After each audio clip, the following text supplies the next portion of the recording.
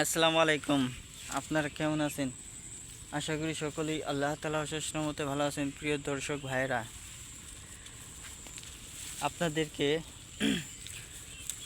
পাট শাকের কার্যকারী ও উপকার নিয়ে আজকে আলোচনা করব। তো দেশ বিদেশ থেকে যারা আমাদের ভিডিওগুলো দেখবেন, বিশেষ করে এই ভিডিওটি তারা কিন্তু সম্পূর্ণ দেখবেন, যাতে করে আপনারা সমস্ত কিছু জানতে পারেন। তো পাট শাকের মধ্যে ভিটামিন রয়েছে, আঁশ রয়েছে, ফাইবার রয়েছে। তো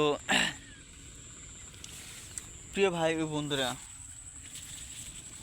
পাট শাকের মধ্যে আরেকটি উপকারিতা রয়েছে, সেটি হচ্ছে যাদের পেটের সমস্যা, যারা বিভিন্ন রকমের খাদ্য খাওয়ার পরও খাদ্যগুলো হজম হচ্ছে না, খাদ্য যদি বন্ধুরা হজম না হয় তাহলে কিন্তু প্রিয় ভাই ও বন্ধুরা,